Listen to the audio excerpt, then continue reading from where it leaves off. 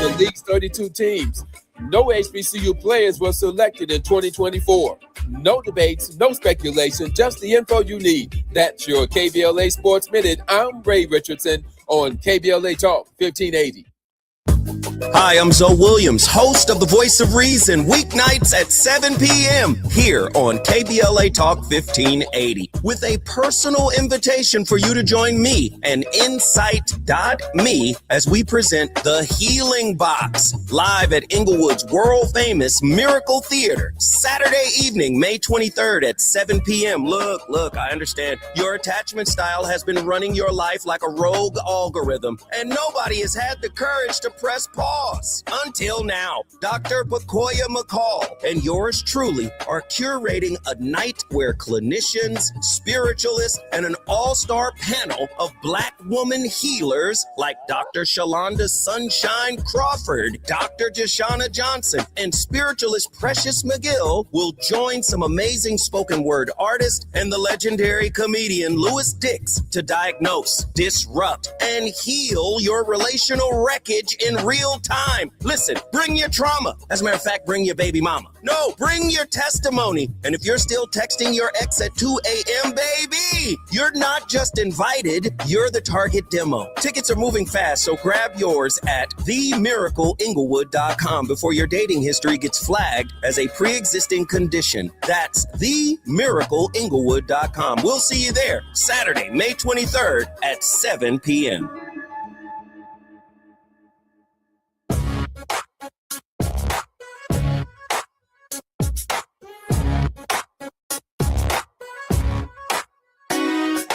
Jesse Jackson Jr. Show. The Jesse Jackson Jr. Show. The Jesse Jackson Jr. Show. The Jesse Jackson Jr. Show. Come on and talk with me. Come on and listen to me. Come on and talk with me. Come on and listen to me. KBLA, Talk 1580, download the app.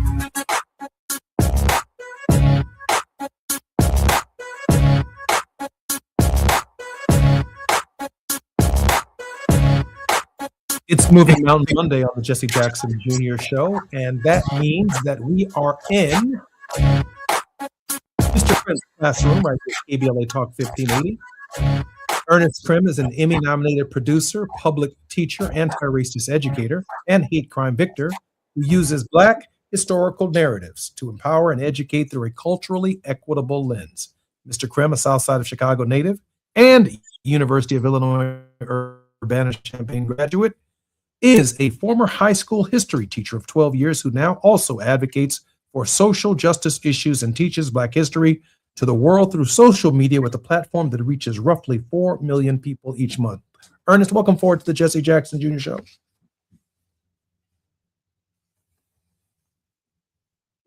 Ernest, welcome forward to our show. And our very special guest also in this hour will be none other than Lisa Holder, who's the president of the Oakland, California-based Equal Justice Society, known for her groundbreaking appointment as a member of the California Reparations Task Force and more than 20 years of experience as a civil rights litigator and scholar. Lisa has made EJS a leader and premier coalition partner in the reparations movement in California and nationally. Under Ms. Holder's leadership, EJS continues to build its dynamic civil rights practice to dismantle discriminatory school discipline and the school-to-prison pipeline, create a just and equitable legal system, promote and protect Black women's health, and combat white supremacy and the extremist forces that threaten the multiracial democracy for which we all should strive.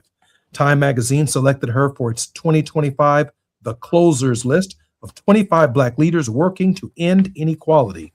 Ms. Holder is a nationally recognized, award-winning trial attorney specializing in equal protection, education equity, employment discrimination, constitutional policing, and international human rights law. Lisa Holder is some kind of busy in the present environment. Lisa, welcome forward to the Jesse Jackson Jr. Show.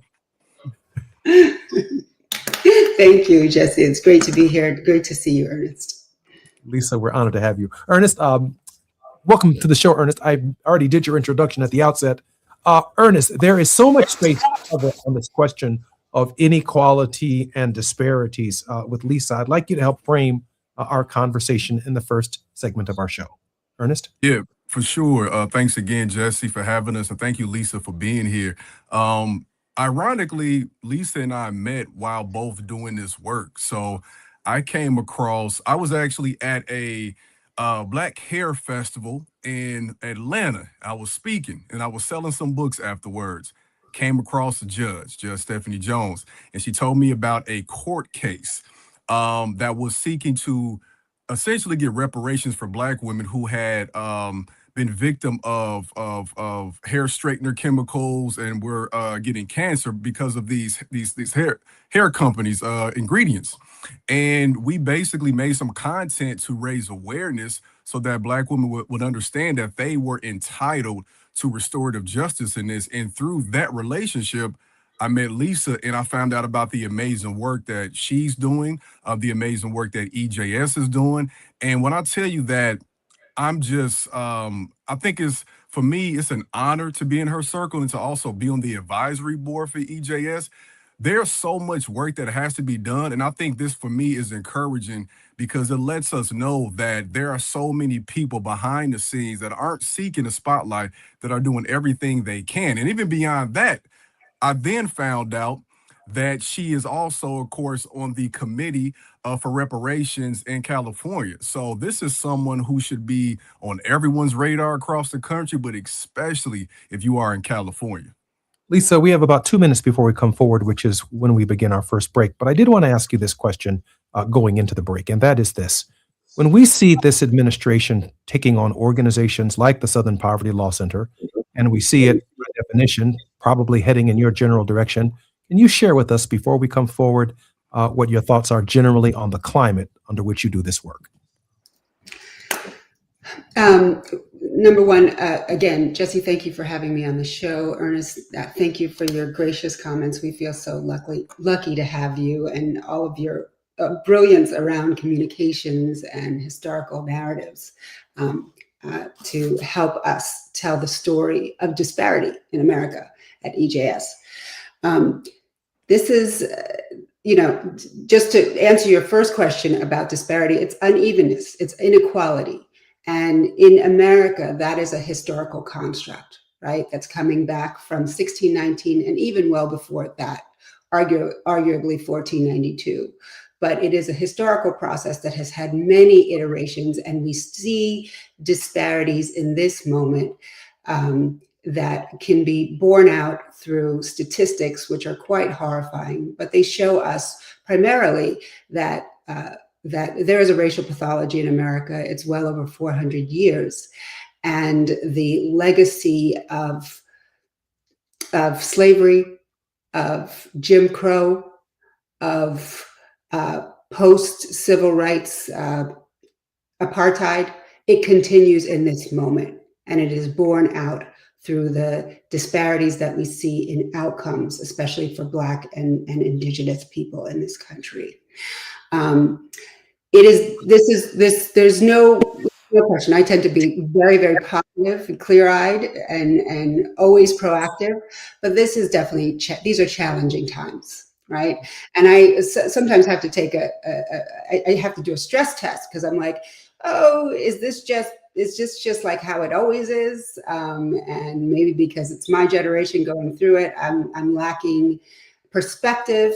But the fact is, I talk to many of my mentors from previous generations, and some of these folks are civil rights icons, and they tell me, no, this is different. Lisa, I'm Jesse Jackson Jr., listening to the Jesse Jackson Jr. Show. You're in Mr. Krim's classroom. When we come forward, our longest segment with attorney Lisa Holder, the head of the Equal Justice Society. We've got a lot to talk about. More when we come forward right here on KBLA Talk 1580.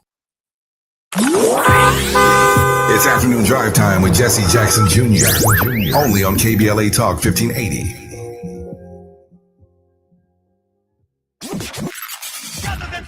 In a world full of noise, one station keeps it real. KBLA Talk 1580, where the conversation goes deeper, the voices sound like yours, and the issues that matter most to our community take center stage. Progressive, powerful, unapologetically us. Whether you're driving through this city or tuning in from your home or office, join the public square. KBLA Talk 1580. Your home for talk that enlightens, encourages, and empowers. Listen live on our free KBLA 1580 app, on our website at KBLA1580.com, or on your radio dial at 1580 AM. Unapologetically progressive. Hi, I'm Zoe Williams, host of The Voice of Reason, weeknights at 7 p.m. here on KBLA Talk 1580, with a personal invitation for you to join me and Insight.me as we present The Healing Box, live at Inglewood's world-famous Miracle Theater, Saturday evening, May 23rd at 7 p.m. Look, I understand your attachment style has been running your life like a rogue algorithm, and nobody has had the courage to press pause. Until now, Dr. Pacoya McCall and yours truly are curating a night where clinicians, spiritualists, and an all-star panel of Black woman healers like Dr. Shalonda Sunshine Crawford, Dr. Jashana Johnson, and spiritualist Precious McGill will join some amazing spoken word artists and the legendary comedian Louis Dix to diagnose, disrupt, and heal your relational wreckage in real time.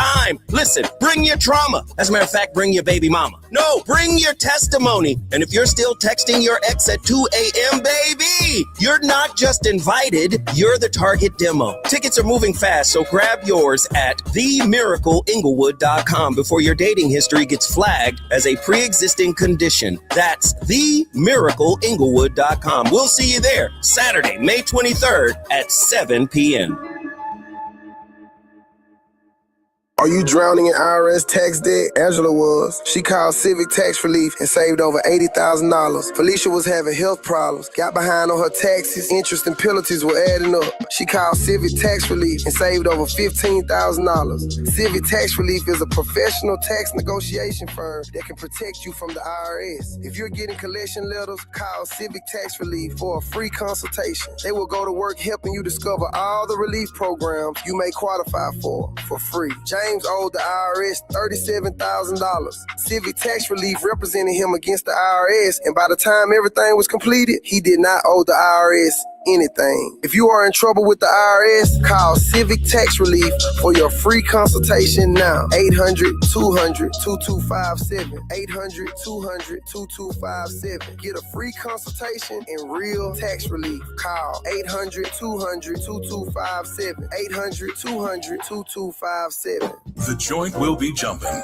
Ebony Repertory Theater, in association with Big Street Films, brings you one of the most beloved musicals of all time. Tony Award winner, Ain't Misbehavin'. The soulful, swinging celebration of the music of Fats Waller. From the rollicking to the romantic, this show is pure magic, full of the songs that defined an era and the voices that'll make you forget everything else for a night. Foot stomping, heart stirring, unforgettable. Don't miss Ain't Misbehavin' at the Nate Holden Performing Arts Center, starring Lettucey, directed by Ren T. Brown. This is the night out you've been waiting for. Tickets are going fast, so don't wait. Grab yours now at ebonyrep.org or call the box office today at 323-964-9766. Ebony Repertory Theater, bringing the culture, keeping the legacy alive. Ain't Misbehavin' runs May 21st through June 8th at the Nate Holden Performing Arts Center. Get your tickets now. Now back to more of Jesse Jackson Jr. on KBLA Talk 1580. The Jesse Jackson Jr. Show. The Jesse Jackson Jr. Show. The Jesse Jackson Jr. Show. The Jesse Jackson Jr. Show. King Farley, drop the beat. Come on and talk with me. Come on and listen to me. Come on and talk with me. Come on and listen to me. KBLA Talk 1580. Download the app. I'm Jesse Jackson Jr. Welcome forward to the Jesse Jackson Jr. Show on KBLA Talk 1580. This is Moving Mountain Mondays with our very regular contributor and very special guest, Lisa Holder, the president of the Equal Justice Society, is joining us today. Lisa, just before the break, you were sharing some historical context for the disparities work that is becoming more and more pronounced every single day. Can you share more about that engagement and why the work that you are doing, that Ernest is doing, is so critical and so important at this hour? Yeah. So what I was sharing, number one, is that if people are feeling overwhelmed in this moment, it's normal, because this moment is not normal. And when you look at this moment from a historical lens, it does stand out as especially virile and dangerous and hostile, especially for people who do the kind of equality work and equal opportunity work that all of us do. But, you know, one of the things that we do at EJS is we work with social scientists, right? And we look at data. And data is it's just really sort of a critical lens to do these types of analyses within a historical framework, right? And what we look at is disparity data. So we look at, you know, how do people of color, women of color, Black women, Indigenous women, et cetera, Latinas, how are things shaking out in healthcare, in housing, in the criminal justice system, criminal legal system, in education? How are things shaking out for people of different races, of different genders, and especially marginalized people? And the social science continues to show us dramatic disparities. So, for instance, in healthcare, in a place like San Francisco, Black infant mortality is off the charts. I mean, it's the type of infant mortality that we were seeing in the 1800s. It's the type of infant mortality that you are seeing in nations that have been historically colonized and brutalized globally, like Haiti, right? So, for instance, in San Francisco, probably one of the wealthiest cities in the world, Black infants are 6 times more likely to die in their first year than their white infant counterparts. We know the horrific statistic that in our healthcare system, Black birthing mothers are 3 times more likely to die, regardless of their education level, than their white counterparts. I'm going to stick with healthcare right now because I think healthcare is a critical metric for understanding a lack of equal opportunity.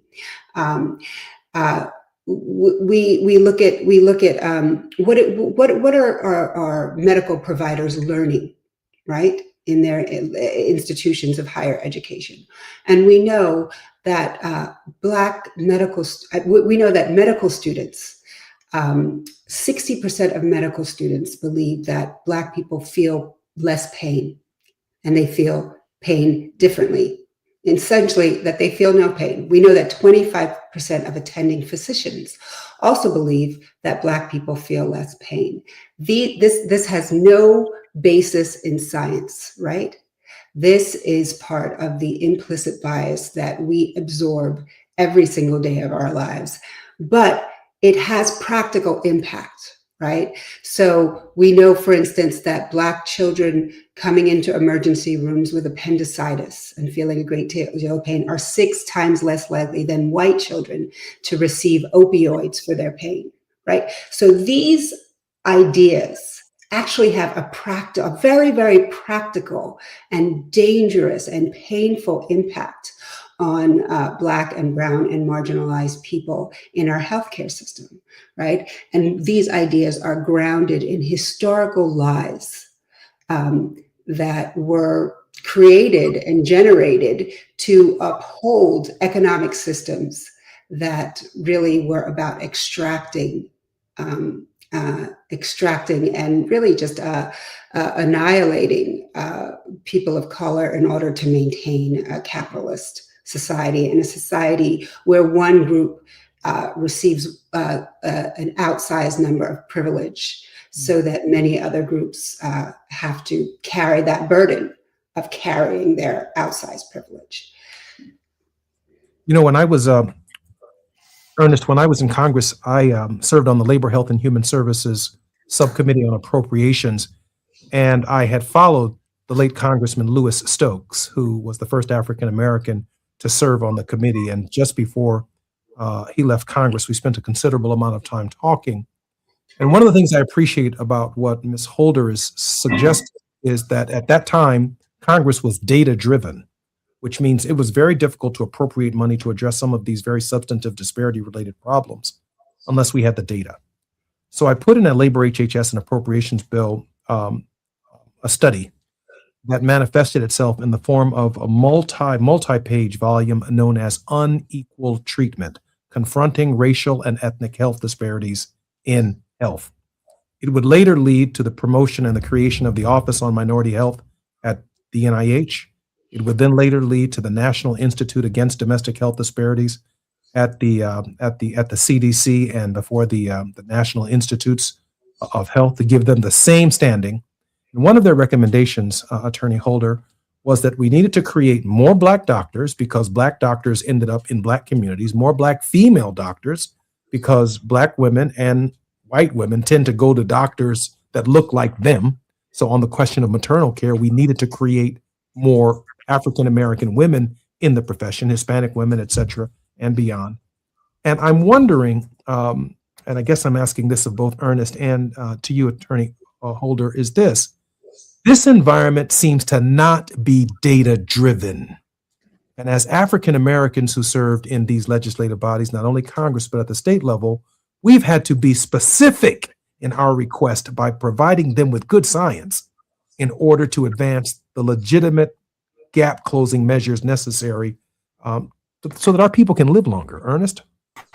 Yeah, I think this is a great time to even, when we're talking to different communities, especially for me talking to the youth and educators, to further illuminate the fact that these disparities have always existed between various presidencies, and to shine light on the fact that more needs to be done. And to you all's point, more needs to be studied, not so that we can, to us, prove it, because we know what it is, but it's to prove to other people why these things are the way they are. One of my things when I speak to people is I have to let them know, especially for educators, that when you look in any school district and you'll see, especially when Black children are the minority, of course there's like an achievement disparity, right? And oftentimes we have to be honest. There are educators who come into the classroom with our kids and they will assume that those education disparities are a default. They will assume that that is a byproduct of how our kids are, or what they can't do, as opposed to a result of an intentional system that has been set up to lead to this result. So these studies can then provide context. That's one of my biggest things with the work that Lisa and EJS is doing. It's providing historical context for why these disparities are the way they are, so that we can have the appropriate resources to help repair it. One of the issues we find in this era, though, the last couple of years or year and a half, is that information and that data will be hidden so that you can't address it appropriately. And I think that on a grassroots level, as an educator, what I understand is it's not just a top-down approach where we're changing the health data. Or I was watching an interview today and how they changed the My Plate to an inverted pyramid to help promote eating more like meat products and saturated fat. This is something that's also in the classrooms, because if we can keep our kids in the dark when they start taking social science classes in depth in 4th, 5th, 6th grade, then by the time they are of age to vote appropriately and agitate and demand things, they will have been in the dark through those 12 years of schooling where they will just willingly accept what we have now. But when you get this at a foundational level, I'll give you one quick example before I stop right here. Last week, I think it was April 20th, at least late April, Barbara Johns in 1951, it was the anniversary of when she planned a walkout in Virginia in the 1950s, 1951, demanding equitable schools at the age of 16. Now, when you think about what our kids are doing today, they're walking out, they're playing protests this Friday for, in the Chicago area and across the country, May Day for, for the labor rights movement and things like that. When they are able to see that the kids were doing this, like Claudette Colvin in the 50s, Barbara Johns in 1951, and so on and so forth, they are inspired to understand that they can too. And to our point about representation, Barbara Johns said that when she brought it to a teacher one time, a Black teacher in these segregated schools that lacked resources but had valuable human capital and resources, that teacher told her, do something about it then. And that stuck with her until she planned it. And that's what we, on the back end, that's what we're doing to illuminate these things, because we understand that one piece of information can change the trajectory of somebody's life. Ernest, when I think about that statistic that, and I hope I wrote this down right, she said, Lisa said that Black children are 6 times more likely in San Francisco to die in the first year of life than white women or their white counterparts. That's true in Los Angeles. That's true in Chicago. That's true in New York. That's true in Atlanta. That's true in any jurisdiction within the United States. And I just don't know, Lisa, how do you coordinate that in an environment against the backdrop of the history that you laid out from 1619 to the present, without a strong central government, without Black folk in Congress, without strong voices demanding that the government coordinate much of what you're arguing for on a national level? Lisa, we have about 2 minutes before we come forward. Yeah. One of the important things to recognize is that, just to be frank, white predominance is the point, right, of everything that's happening with these apex predators on top. And one of the things that they want to eliminate altogether is the collection of data. They're doing this subtly, iteratively, but when many of these executive orders and regressive laws that they are pushing to pass, they always have a line item about eliminating data collection, right? And that is one of the reasons why data is sort of like something that they want to destroy, is because they know that since this nation committed to a multiracial inclusive democracy after Brown v. Board of Education, right? It was the first time that we lived in a democracy, was after the Civil Rights Act and after Brown passed. That's when we really started aggressively collecting data and using data to inform policy, right? And you can't. We are a nation that has a mythology, right? That props up ideas about who is worthwhile and who is deserving, right? But that is completely mythological. It has no grounding in science or in fact. And it's data that can really push back on that racial pathology. I'm Jesse Jackson Jr. I'm Jesse Jackson. I'm sorry, Lisa. We're going to come back to 2 more 10-minute segments, and we're going to let you have it on the data. I'm Jesse Jackson. You're listening to the Jesse Jackson Jr. Show on KBLA Talk 1580. This is Mr. Krim's Classroom. More on KBLA Talk 1580 when we come forward. It's afternoon drive time with Jesse Jackson Jr. Only on KBLA Talk 1580.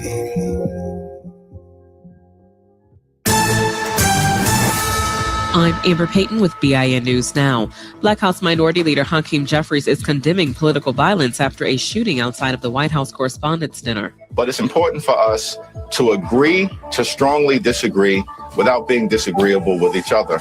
Speaking on Fox News Sunday, Jeffries said violence is never the answer. Authorities say a man armed with guns and knives tried to breach a Secret Service checkpoint before being taken into custody. Virginia Commonwealth University is creating a memorial after human remains were found in a well on its medical campus. DNA testing shows the remains mainly belong to people of African descent, likely stolen from graves in the 1800s and used by medical students. And rap artist James Broadnax has lost his final appeal and is set to be executed this week for killing 2 men outside of a North Texas music studio. His case has drawn attention from T.I. and other artists who argue prosecutors unfairly used his rap lyrics against him. Get BIN News Now on demand 24/7 on the iHeartRadio app. Recall 67A mobile appointments are now available in your area. We come to you quick, easy, and under an hour. Complete the recall to get $500 plus a warranty worth thousands. Schedule today at Cummins.recall.com. This is the KBLA Sports Minute with Ray Richardson. The Lakers hope they got one of the sloppiest performances of the season out of their system. In the Lakers' 115-96 loss at Houston Sunday night, they committed 23 turnovers that resulted in 30 points for the Rockets. 8 of those turnovers came from LeBron, who made only 2 of 9 shots in the entire game. The Lakers also missed 17 three-pointers. Things were so out of whack for the Lakers that center DeAndre Ayton led them in scoring with 19 points, and he only played 2.5 quarters. Ayton was ejected in the third quarter for a flagrant foul. The Lakers lead the series 3-1. Game 5 in the best of 7 is Wednesday night at Crypto.com. For the second time in 3 years, no HBCU players were chosen in the NFL draft. The 3-day 2026 draft ended Saturday for the league's 32 teams. No HBCU players were selected in 2024. No debates, no speculation, just the info you need. That's your KBLA Sports Minute. I'm Ray Richardson on KBLA Talk 1580. I need a little range, step to the range. There's a new flavor in town, the Jalapeno Ranch Club at Chick-fil-A. With that juicy Chick-fil-A original spicy or grilled chicken, a buttermilk ranch bun, candied bacon, pepper jack cheese, and jalapeno ranch sauce. It's got big ranch vibes with a little heat.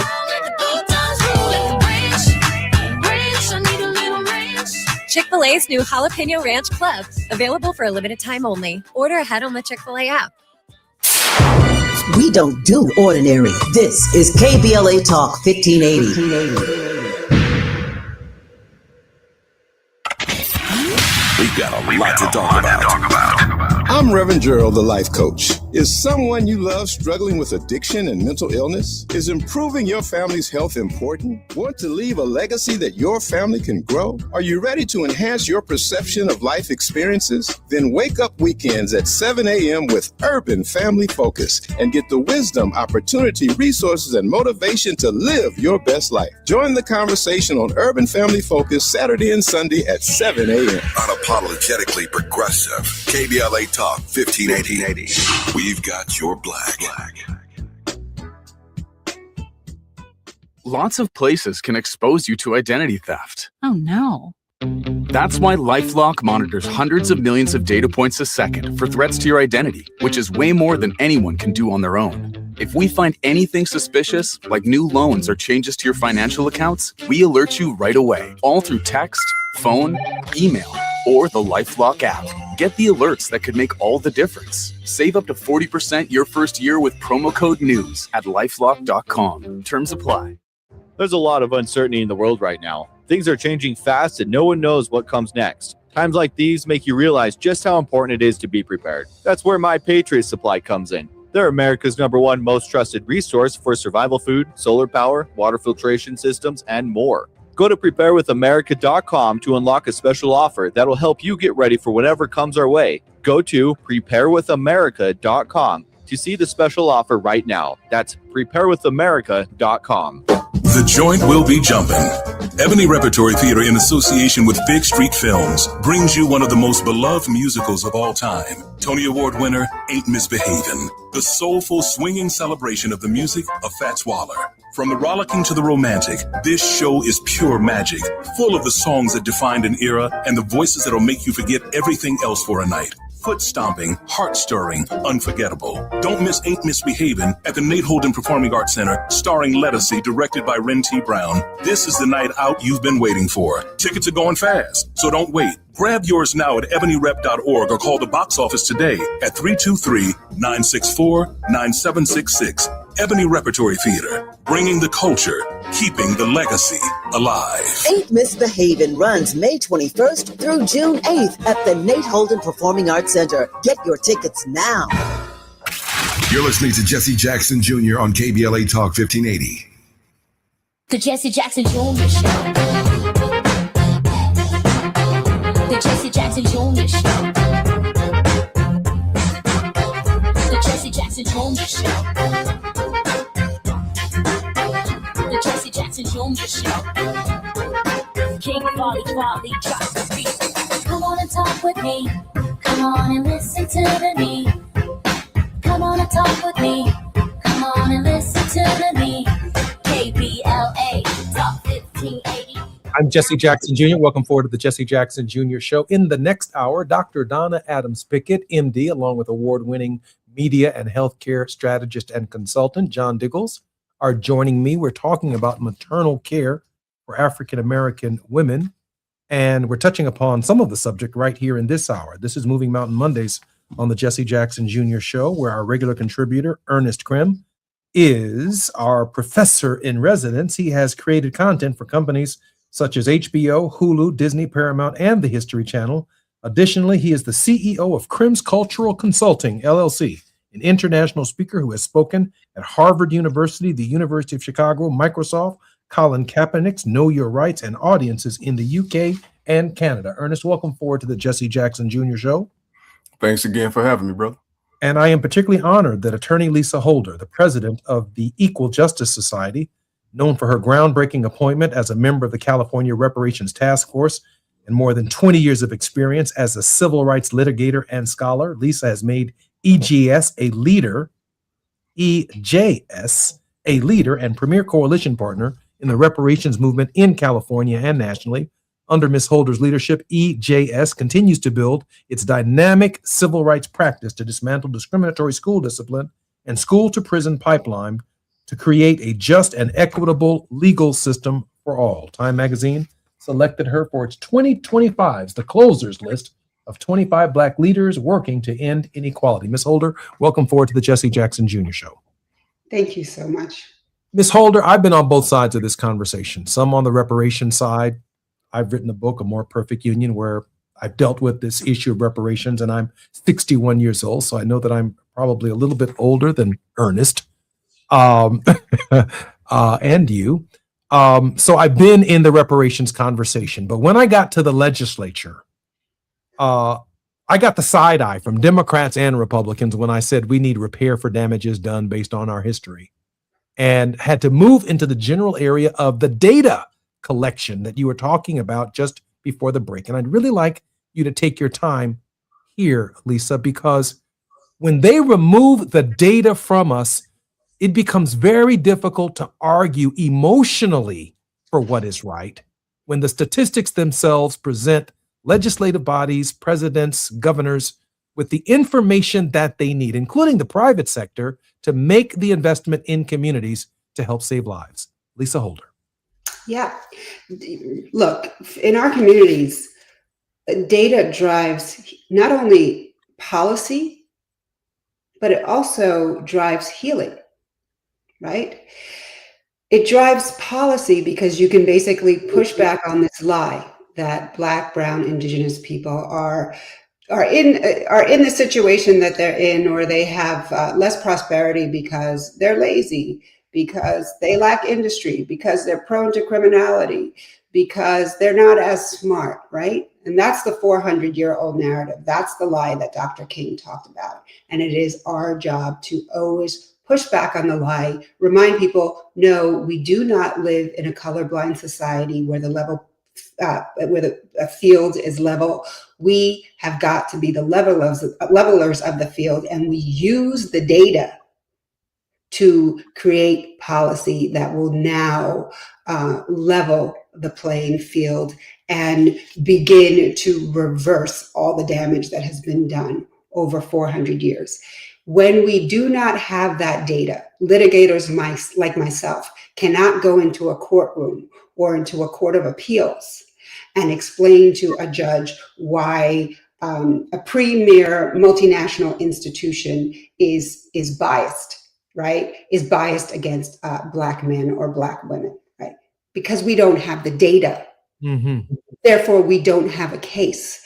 We cannot go in front of the legislature and say, you need to create these statutes that will create more equitable education because Black children are 7 times more likely to be pushed out, to be expelled for doing the same things that their white counterparts do.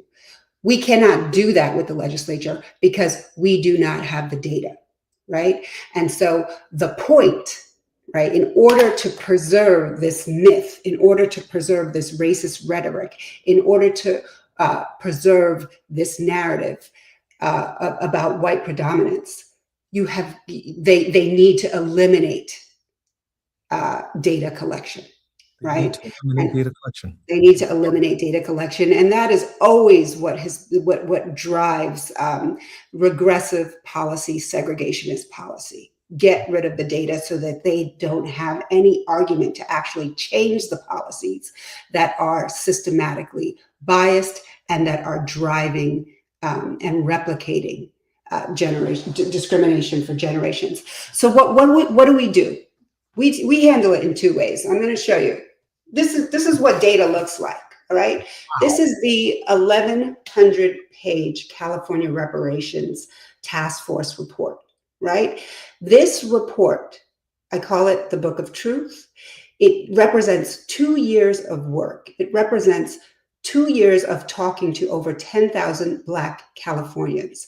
It represents 2 years of going all over the state and bringing in social scientists and experts on every walk of life in social science to talk about the data that underlies discrimination in America and particularly in California. We spoke to over 100 experts from all over the world.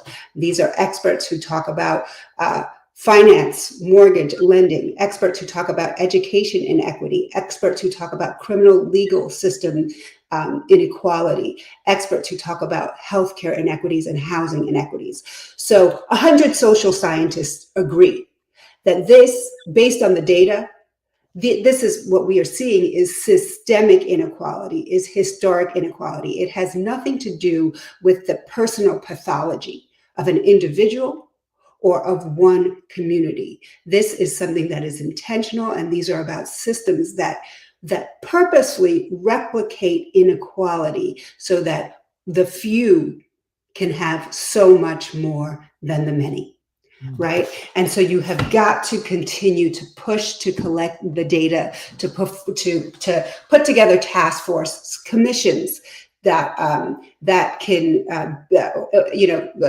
academics writing white papers that we can continue to show to policymakers, that we can continue to show to judges, to show that these disparities are historic, they are being replicated intentionally, and that they are systemic, and that the disparity is institutional. And we must change the institutions and start to center the people who have been purposely marginalized within these institutions in order to level the playing field. The last thing that I'm going to say is that policy is critically important, litigation is critically important, but what I'm talking about here is a narrative.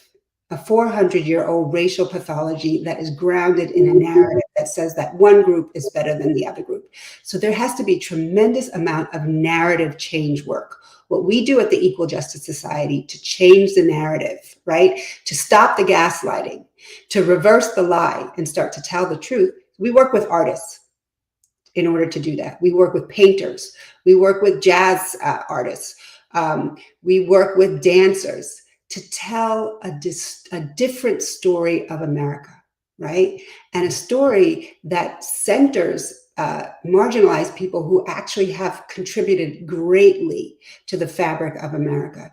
Through art, that's like an emotional conduit, right? So to the people who seem unpersuadable, you might actually be able to persuade them with an artistic vision that is multicultural and that is egalitarian, because it taps into emotions and it changes hearts and minds in a very different way. And we dedicate a lot of our programming, especially our Juneteenth programming, to working with artists to tell the multiracial story of America, and why, if you have a choice between white supremacy and multiracial democracy, the choice is clear. There's only one way to go in order for us to thrive and heal as a people.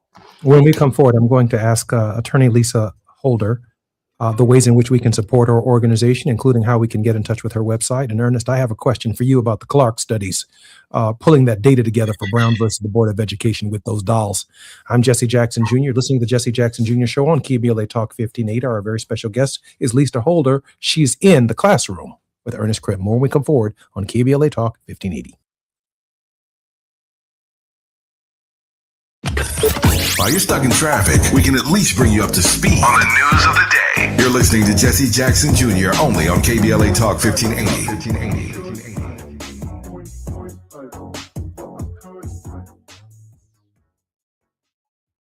You better work. She's rooted in culture and rising in power. Los Angeles City Council member Karen D. Price Jr. invites you to the District 9 Women's Leadership Summit, a powerful gathering celebrating the women who shape our communities. Join us Sunday, May 3rd from 1 to 6 p.m. Registration is open now, but space is limited. District 9 residents receive special priority. This event is free. Call 323-846-2651 to reserve your spot. That's 323-846-2651. Be rooted, be powerful, be there.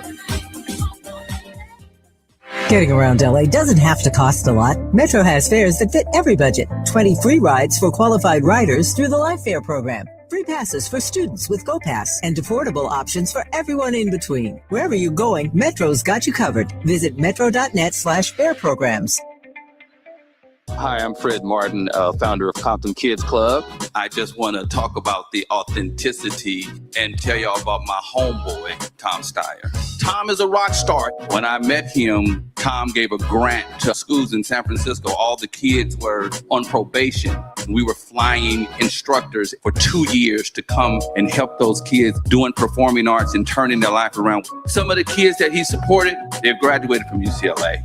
Let's fast forward. Tom is in schools in Compton, hanging out with the kids in the piano classes. Brother Tom Steyer hangs out in the studio with us. These are the seeds that he's planted. This has nothing to do with elections. What's coming out of his mouth is not a campaign speech. It's authentic. And when he say he walks away from a business because he want to do his values, he ain't making that up because he's running for governor. This man is real. Ad paid for by Steyer for Governor 2026.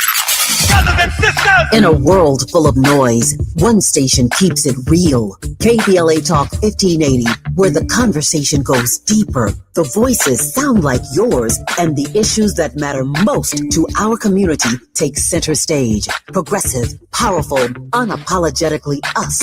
Whether you're driving through the city or tuning in from your home or office, join the public square. KBLA Talk 1580, your home for talk that enlightens, encourages, and empowers. Listen live on our free KBLA 1580 app, on our website at KBLA1580.com, or on your radio dial at 1580 AM. Unapologetically progressive.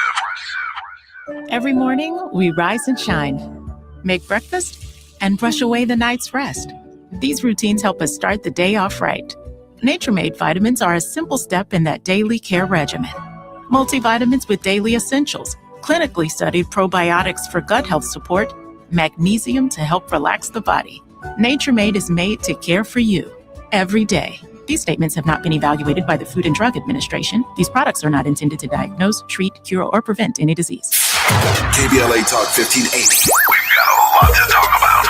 KBLA Talk 1580, connecting you with services and solutions. The BLM Center for Black Power is a hub for Black activism in the city of Los Angeles, a standalone nonprofit affiliated with Black Lives Matter LA. The venue is home to live events, meetings, and organizing drives for Black-led community-based organizations. It is also the base of operations for Black Lives Matter LA. Built on what used to be a nuisance property owned by an arms dealer, the BLM Center for Black Power is in the heart of Leimert Park and has opened its doors to everything from youth organizers to toy drives to film screenings and community town hall meetings. To make a donation or make a request, please visit blmla.org.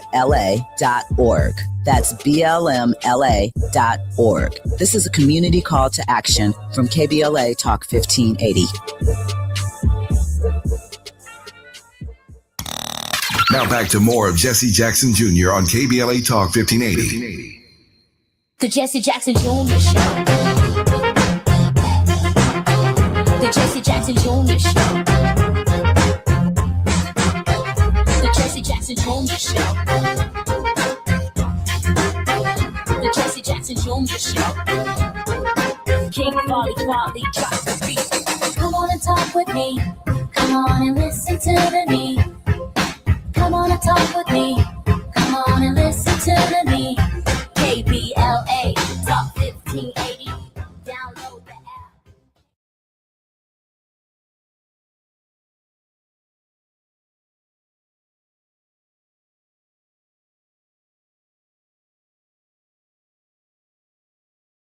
So on KBLA Talk 1580, we are in Ernest Krim's classroom, and our very special guest is none other than Lisa Holder. Lisa Holder is the president of the Equal Justice Society and a leader in the reparations movement in California and nationally. Lisa, let me ask you a question. How can we support the Equal Justice Society? It's funny you use the term reparations, harm repair. Reparations is about repairing the nation, right, of this 400-year-old pathology. That's what it is. It's not something that's it's about breaking us up as a society. It's about uniting us as a society and paving the way for true reconciliation and healing across the board. Equal Justice Societies is one of the few organizations doing that work, but we also do so much other work. We do you in the courtroom. It's because of the Equal Justice Society and the litigation that we did that we were able to eliminate the use of the SAT and the ACT in all public colleges in the state of California. And that had reverberations across the country. It's because of Equal Justice Society and the work that we did with the legislature and the Legislative Black Caucus that now all healthcare workers in the state of California have to take implicit bias courses in order to work with patients.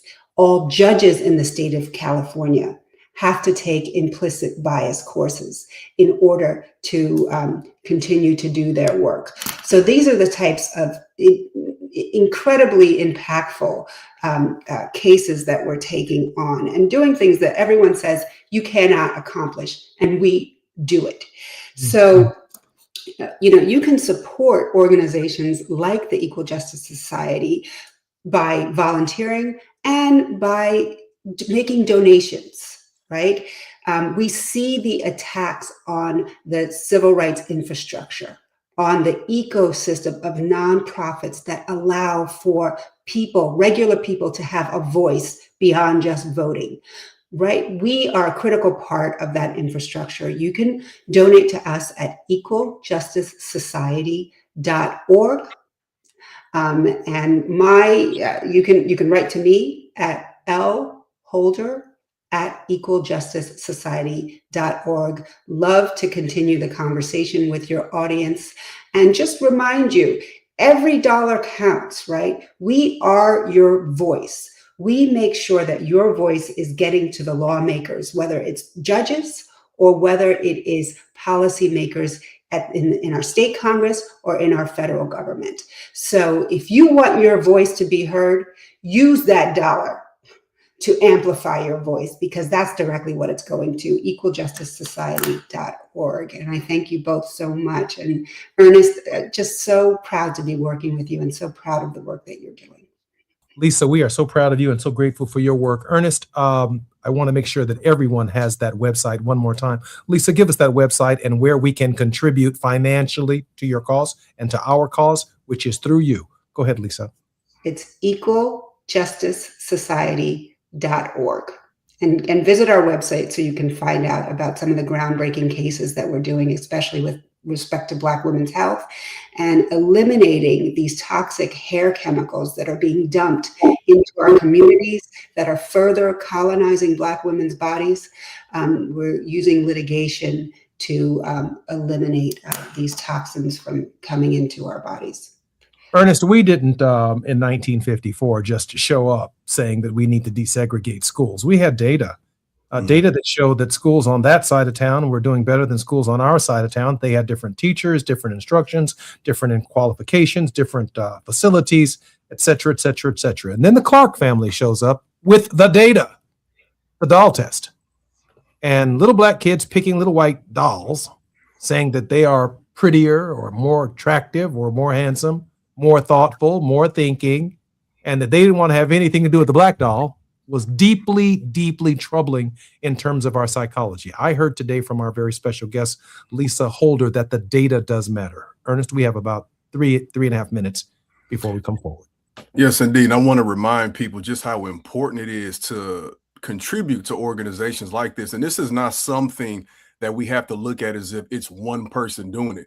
When we think even back to the 40s, 50s, and 60s, our organizations, our people were funded primarily by our people. You know, our churches are funded by our community. So we can do this, especially when we consider that what our tax money is being used for in such a nefarious way. We can allocate that money. We can get together as a community, especially in California. If you're able to see how far organizations like EJS has gotten us, we can only continue to go there by supporting them financially, making sure they can continue to do this work. When we think about the doll test, I think a couple of things that stand out to me about this historically is when they even had to show these kids the test. We talk about data, right? Like they had to paint these dolls with brown skin, for example, because there weren't even enough dolls available that looked like us to show these kids, right? You also have to consider the fact that when we look at this, I think it's important to say, well, these kids were looking at Black dolls in an inferior fashion. They say because of segregation, but I think we have to also look at the fact that white children probably wouldn't have had the same conclusion. And it's because not that we were maybe viewing ourselves in such an inferior fashion, but the fact that we saw that white folks have better resources than us. And when our kids aren't able to have that information, especially early on, they can begin to internalize that condition and say, maybe it's because of who I am and how I look. And then we have to also consider the broader implications of, like Lisa said, the narratives that exist in our society. That was an important pillar of the Brown v. Board decision. So also Barbara Johns, which I talked about previously, the fact that they did not have cafeterias. They were in essentially like in these mobile home type units with tar paper set up, and it would rain while they were in the middle of class. All of this matters. So we think about that happened in 1951, the Clark experiment in the 40s. Everything we do today can lead to something greater in our fight for justice. And to let you know how important this type of work still is today, there are several studies. There's various research out there that shows that even today, educators of all backgrounds, when they are tasked with looking at children of various backgrounds, Black, white, Latino, Black boys, Black girls, if they are told to identify the kids who they think are about to cause a problem, or just in a neutral setting to identify the kids while they're playing, they are more prone to still look at our Black children without any evidence of any wrongdoing. Educators from all backgrounds, primarily are Black boys. So this is something that we still have to work through and consider and make sure that we are educating our kids on how these things can manifest and how we can counter it with the proper research and data. Our very special guest in this hour on Mr. Krim's Classroom on Moving Mountain Mondays has been Lisa Holder, the president and founder of the Equal Justice Society, a monumental figure in the reparations movement. Ms. Holder is nationally recognized award-winning trial attorney specializing in equal protection, education equity, employment discrimination, constitutional policing, and international human rights law. Lisa, thank you for being with us. Thank you so much for your work. I'm Jesse Jackson Jr. You've been listening to the Jesse Jackson Jr. Show on KBLA Talk 1580. More on maternal health and healthcare when we come forward.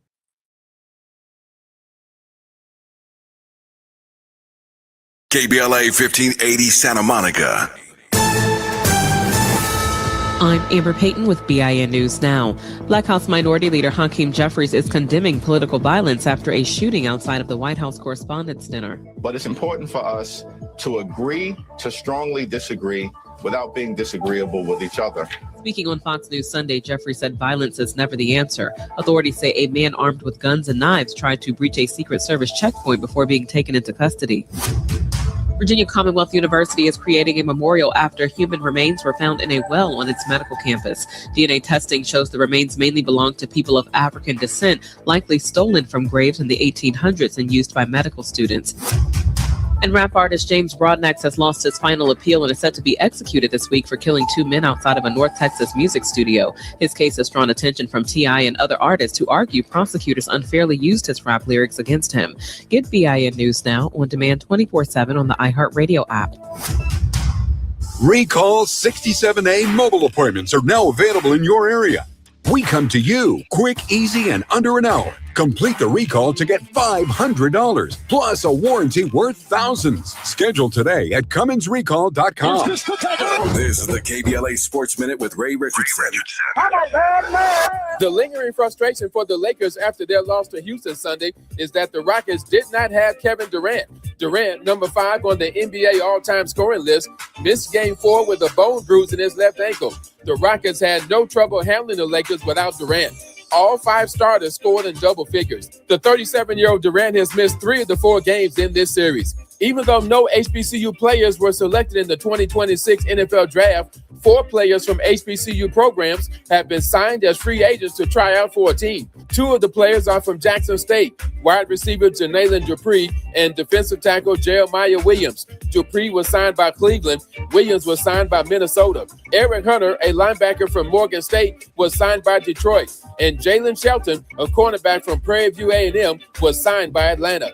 No debates, no speculation, just the info you need. That's your KBLA Sports Minute. I'm Ray Richardson on KBLA Talk 1580. You have something to say, and we want to hear it. KBLA Talk 1580 is engagement radio, not outrage radio. A place where your hopes, your frustrations, and your ideas are welcome 24 hours a day, 7 days a week. Real talk, real people, real Los Angeles. KBLA Talk 1580, the station that sounds like the city looks. Tune in on your AM radio dial at 1580. Download our free KBLA 1580 app or listen live on our website at KBLA1580.com. Unapologetically progressive.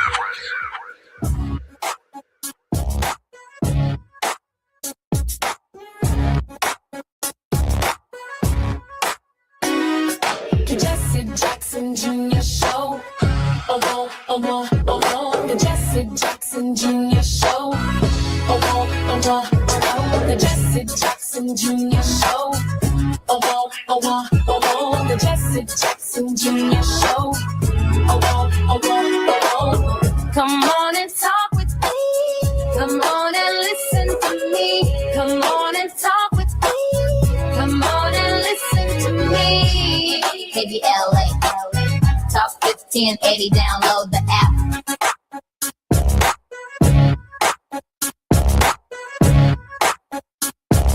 I'm Jesse Jackson Jr. Welcome forward to the Jesse Jackson Jr. Show on KBLA Talk 1580.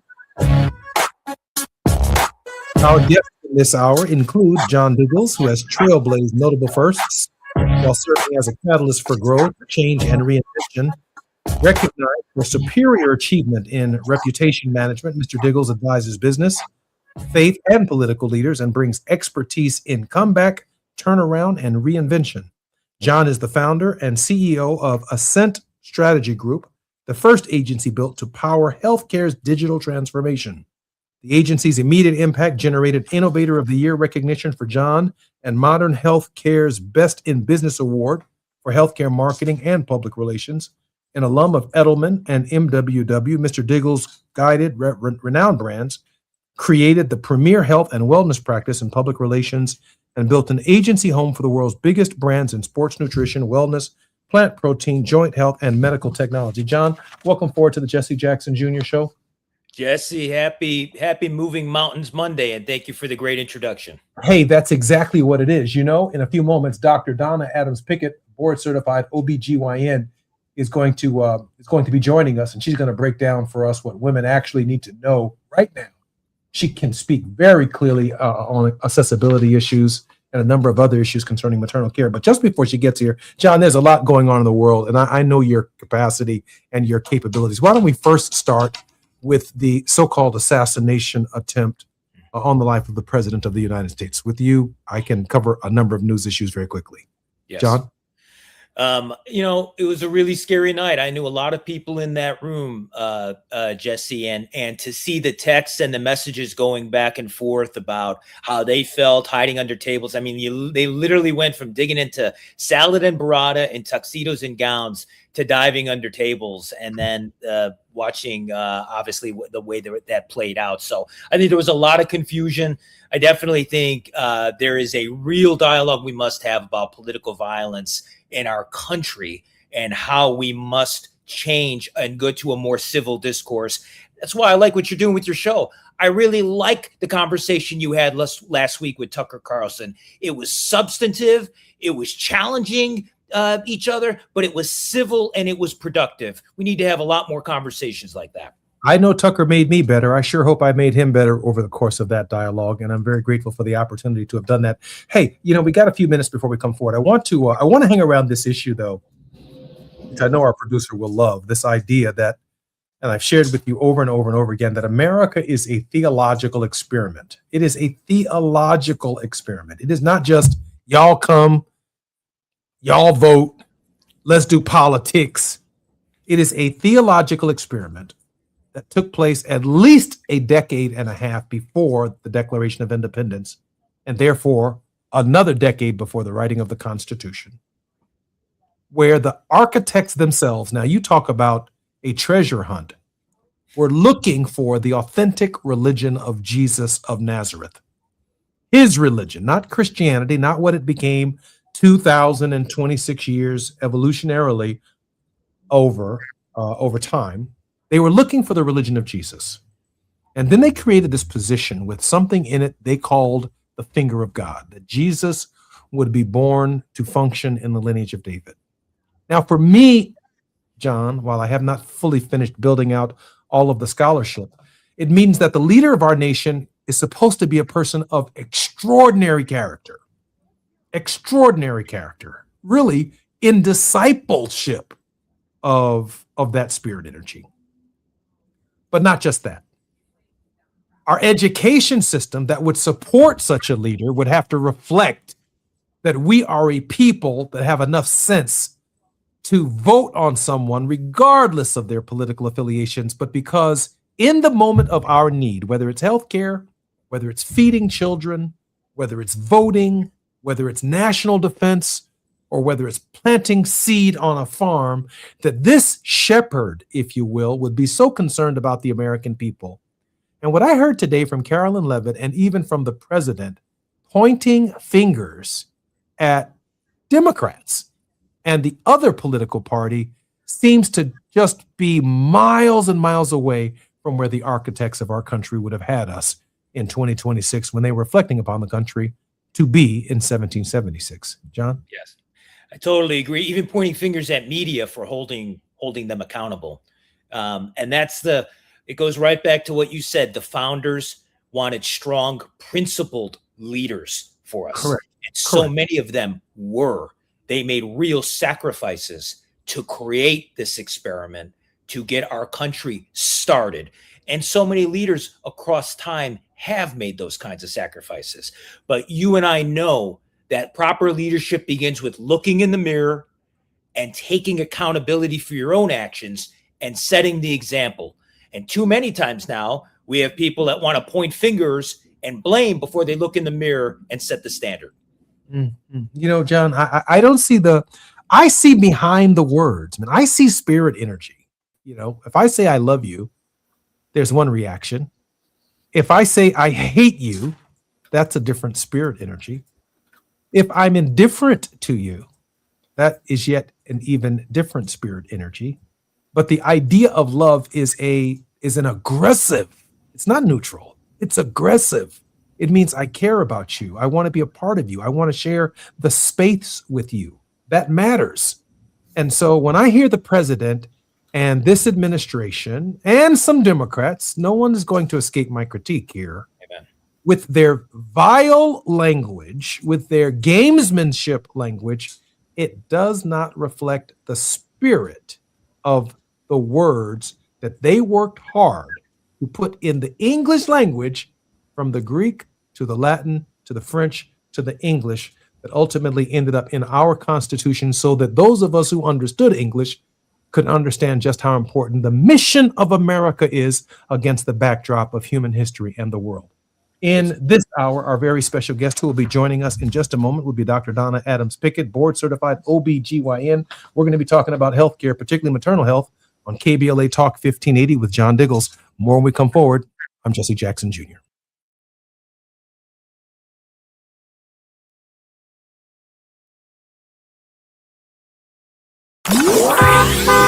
It's afternoon drive time with Jesse Jackson Jr. Only on KBLA Talk 1580. Hi, I'm Zoe Williams, host of The Voice of Reason, weeknights at 7 p.m. here on KBLA Talk 1580, with a personal invitation for you to join me and Insight.me as we present The Healing Box, live at Inglewood's world-famous Miracle Theater, Saturday evening, May 23rd at 7 p.m. Look, I understand your attachment style has been running your life like a rogue algorithm, and nobody has had the courage to press pause. Until now, Dr. Pakoya McCall and yours truly are curating a night where clinicians, spiritualists, and an all-star panel of Black woman healers like Dr. Shalonda Sunshine Crawford, Dr. Jashana Johnson, and spiritualist Precious McGill will join some amazing spoken word artists and the legendary comedian Louis Dix to diagnose, disrupt, and heal your relational wreckage in real time. Listen, bring your trauma. As a matter of fact, bring your baby mama. No, bring your testimony. And if you're still texting your ex at 2 a.m., baby, you're not just invited, you're the target demo. Tickets are moving fast, so grab yours at themiracleinglewood.com before your dating history gets flagged as a pre-existing condition. That's themiracleinglewood.com. We'll see you there Saturday, May 23rd at 7 p.m. Are you drowning in IRS tax debt? Angela was. She called Civic Tax Relief and saved over $80,000. Felicia was having health problems, got behind on her taxes, interest and penalties were adding up. She called Civic Tax Relief and saved over $15,000. Civic Tax Relief is a professional tax negotiation firm that can protect you from the IRS. If you're getting collection letters, call Civic Tax Relief for a free consultation. They will go to work helping you discover all the relief programs you may qualify for free. James owed the IRS $37,000. Civic Tax Relief represented him against the IRS, and by the time everything was completed, he did not owe the IRS anything. If you are in trouble with the IRS, call Civic Tax Relief for your free consultation now. 800-200-2257. 800-200-2257. Get a free consultation and real tax relief. Call 800-200-2257. 800-200-2257. The Joint will be jumping. Ebony Repertory Theater, in association with Big Street Films, brings you one of the most beloved musicals of all time. Tony Award winner, Ain't Misbehavin'. The soulful, swinging celebration of the music of Fats Waller. From the rollicking to the romantic, this show is pure magic, full of the songs that defined an era and the voices that'll make you forget everything else for a night. foot stomping, heart stirring, unforgettable. Don't miss Ain't Misbehavin' at the Nate Holden Performing Arts Center, starring Lettucey, directed by Ren T. Brown. This is the night out you've been waiting for. Tickets are going fast, so don't wait. Grab yours now at ebonyrep.org or call the box office today at 323-964-9766. Ebony Repertory Theater, bringing the culture, keeping the legacy alive. Ain't Misbehavin' runs May 21st through June 8th at the Nate Holden Performing Arts Center. Get your tickets now. Now back to more of Jesse Jackson Jr. on KBLA Talk 1580. The Jesse Jackson Jr. Show. The Jesse Jackson Jr. Show. The Jesse Jackson Jr. Show. The Jesse Jackson Jr. Show. King Volley, drop the beat. Come on and talk with me. Come on and listen to me. Come on and talk with me. Come on and listen to me. KBLA Talk 1580. Download the app. I'm Jesse Jackson Jr. Welcome forward to the Jesse Jackson Jr. Show on KBLA Talk 1580. In this hour, Dr. Donna Adams Pickett, who is a board-certified OBGYN, is going to break down for us what women actually need to know right now.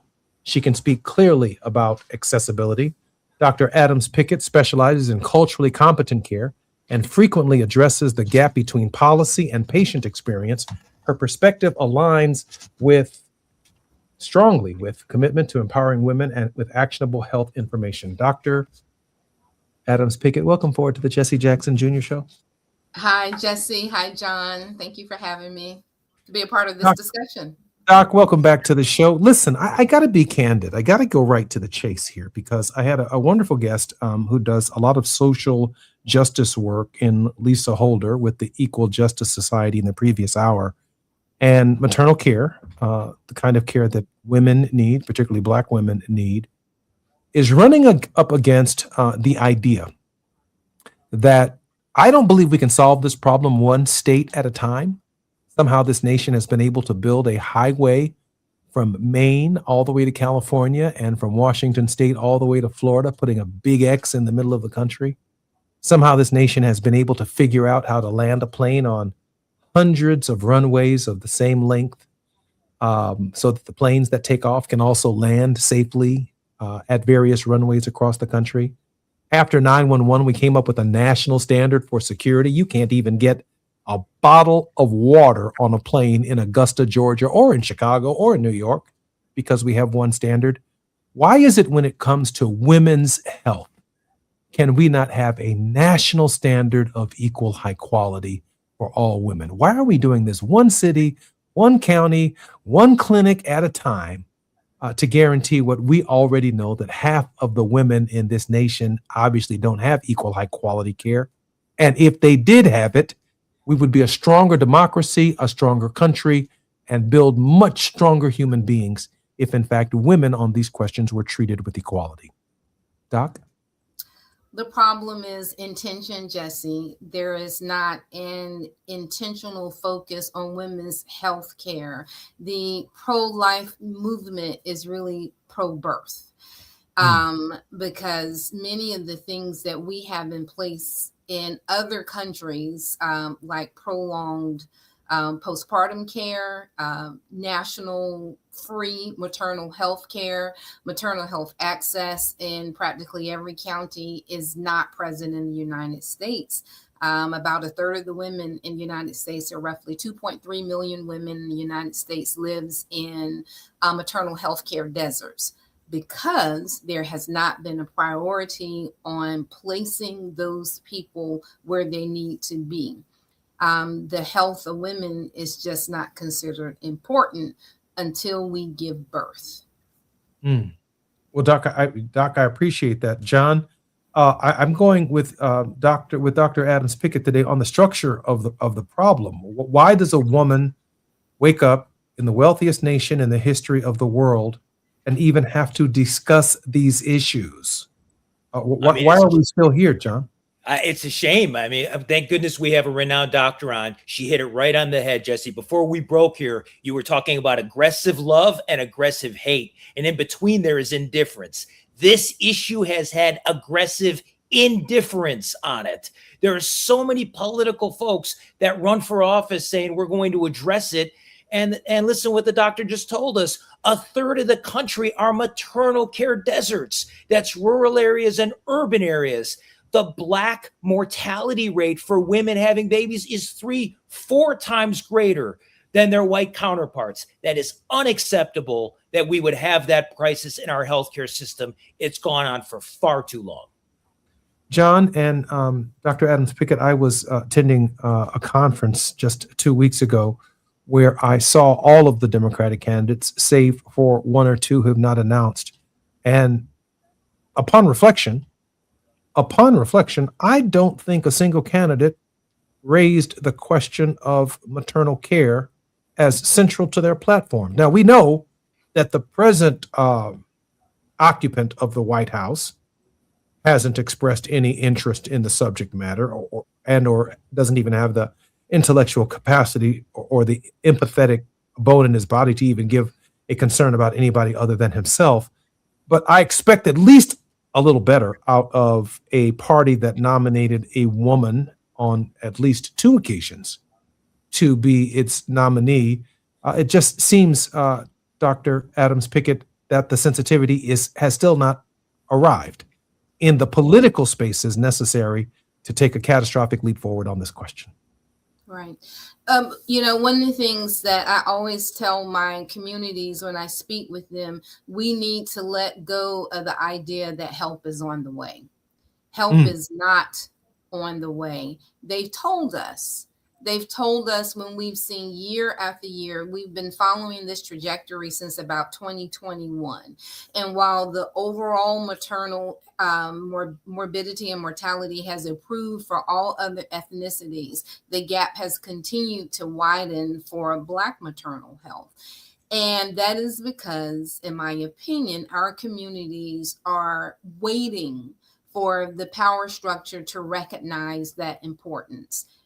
They will not. They're just not going to do it, Jesse. So that is when we have to take the onus on our own. If you remember watching the recent hearing with our HHS secretary and Representative Summer Lee from Pennsylvania, when she asked him to just acknowledge the disparity, he refused to acknowledge it. I was particularly struck by that from that secretary whose name is not worth mentioning. I do want to be devil's advocate here for a moment, and I know it's probably going to get me in trouble with some of our listeners. So let me come from a completely male-dominated or paternalistic point of view, and I hope no one ascribes this to me as something personal. I'm raising it as a purely as a hypothetical.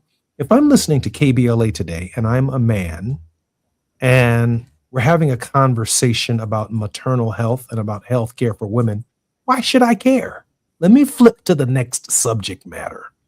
Help me overcome my own, as John Diggles has aptly suggested, help me overcome, for the purposes of my hypothetical, my indifference. Every man is some woman's child. Some woman risked her life to have you if you are in this moment listening. And I do believe in what we put into the universe is what we see back. So whether we have a sister, a daughter, a wife, there is some woman in your life that has a pivotal role in your well-being.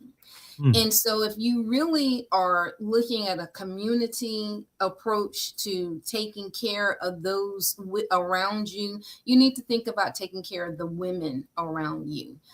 Community is only as strong, as healthy as the women that are within it. John, doesn't get any clearer than that. John? I'll build on it because the doctor makes a really good point. Dr. Adams-Pickett makes a great point.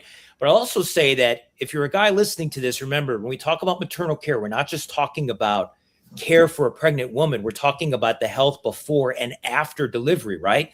One of the key issues for pregnant women is their cardiovascular health. So many women, their heart health is not taken care of. Women have significant heart episodes and significant scary hypertension issues after they give birth because that care falls out. That is because of the lack of structure in our healthcare system, and it affects the guys too. The blood pressure, high blood pressure is the number one killer in our country. It goes to heart attacks and strokes, and the Black community is being overwhelmingly impacted by this. So when you see this, we talk about maternal care, we're talking about things that are the root causes of shortages in our healthcare system that are affecting every single member of the family. Heart health is right at the top of the list. And mental health care for women. Yes. In the postpartum space, right? My mother said to me about a week ago, boy, I brought you in this world and I'll take you out. And I said to myself, oh, you didn't get mental care 61 years ago. That's a Mother's Day t-shirt right there, Jeff. That's right. She missed something. I'm sorry, Dr. Adams. Speaking the mental care aspect, because postpartum depression is real. Yes. So when we look at the causes of maternal mortality, death due to mental health issues, it ranks highest after cardiovascular issues, John. And a lot of that is because we are socialized in our community to be strong. You know, the idea of the strong Black woman didn't come from someone else. That came from within. How many times have we been told, don't you go in there and act up? Don't you go in there and show out? You better put on your best behavior. And sometimes, a lot of times, the best behavior is an unwillingness to say, this is too much for me. I'm overwhelmed. I'm overexhausted, and I need help. But we're not conditioned to do that, to say that, and to act on it. Doc, let me ask you one other question. I know we'll be coming forward in just a moment.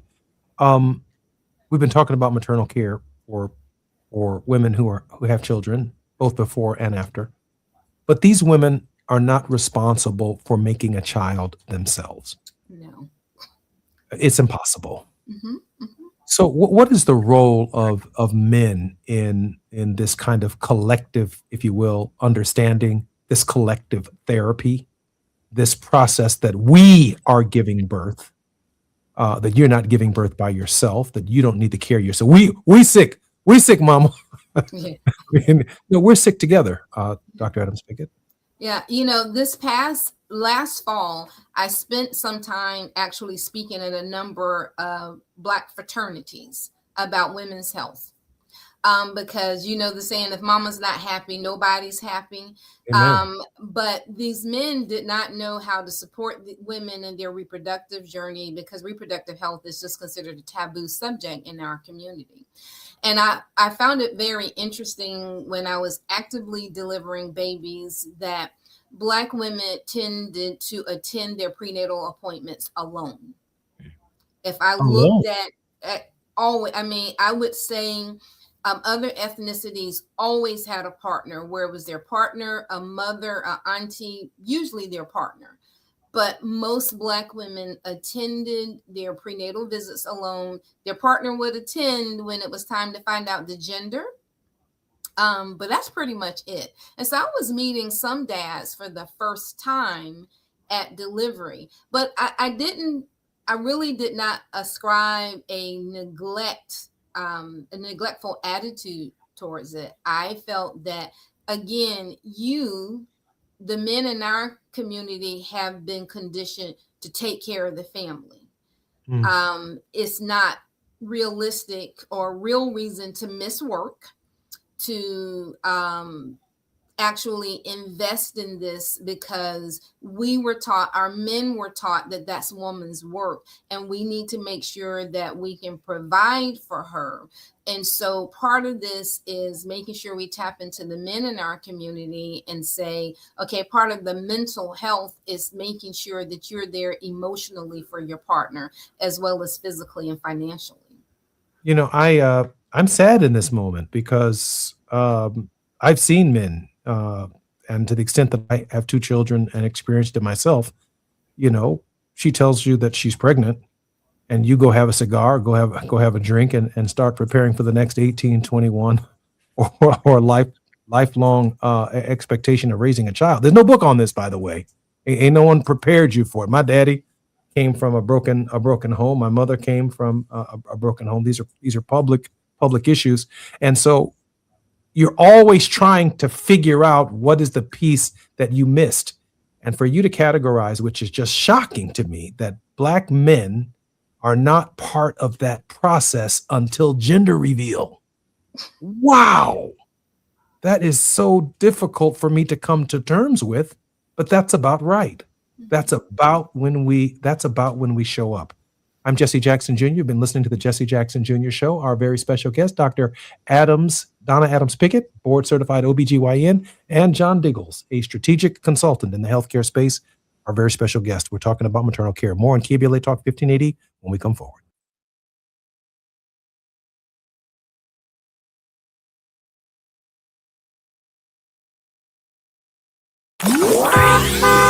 It's afternoon drive time with Jesse Jackson Jr.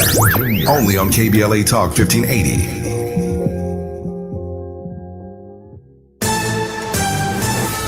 I'm Amber Payton with BIN News Now. The White House may increase President Trump's security after Saturday's assassination attempt. White House Press Secretary Caroline Leavitt says White House Chief of Staff Susie Wiles is meeting with the Secret Service and Department of Homeland Security this week to review protection plans. There's no higher priority for the president and his staff than the president's safety. Leavitt says President Trump was pleased with the Secret Service response, but officials are looking at ways to tighten security at large events.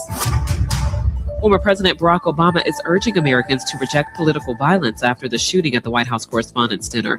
In a post on X, Obama said violence has no place in democracy and thanked Secret Service agents for their courage. And popular video game Fortnite is refunding players who bought in-game items tied to Black singer David, whose real name is David Anthony Burke. The refund comes as Burke remains behind bars on suspicion of murdering 14-year-old Celeste Rivas Hernandez. Get BIN News Now on demand 24/7 on the iHeartRadio app. Recall 67A mobile appointments are now available in your area. We come to you quick, easy, and under an hour. Complete the recall to get $500 plus a warranty worth thousands. Schedule today at CumminsRecall.com. This is the KBLA Sports Minute with Ray Richardson. The lingering frustration for the Lakers after their loss to Houston Sunday is that the Rockets did not have Kevin Durant. Durant, number 5 on the NBA all-time scoring list, missed Game 4 with a bone bruise in his left ankle. The Rockets had no trouble handling the Lakers without Durant. All 5 starters scored in double figures. The 37-year-old Durant has missed 3 of the 4 games in this series. Even though no HBCU players were selected in the 2026 NFL Draft, 4 players from HBCU programs have been signed as free agents to try out for a team. 2 of the players are from Jackson State, wide receiver Janalen Dupree and defensive tackle Jeremiah Williams. Dupree was signed by Cleveland. Williams was signed by Minnesota. Eric Hunter, a linebacker from Morgan State, was signed by Detroit. And Jalen Shelton, a cornerback from Prairie View A&M, was signed by Atlanta. No debates, no speculation, just the info you need. That's your KBLA Sports Minute. I'm Ray Richardson on KBLA Talk 1580. This isn't a talk show. It's a town hall with no walls. This is KBLA Talk 1580.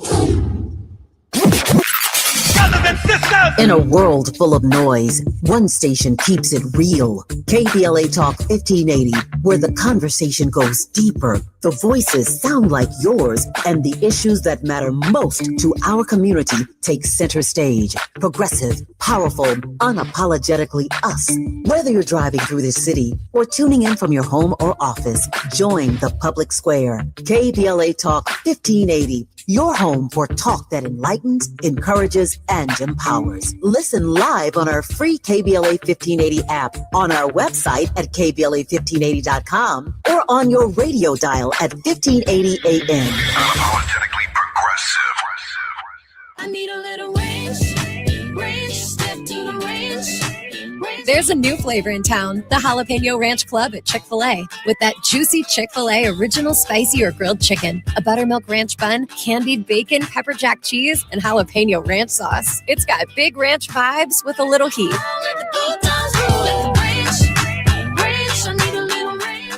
Chick-fil-A's new Jalapeno Ranch Club, available for a limited time only. Order ahead on the Chick-fil-A app.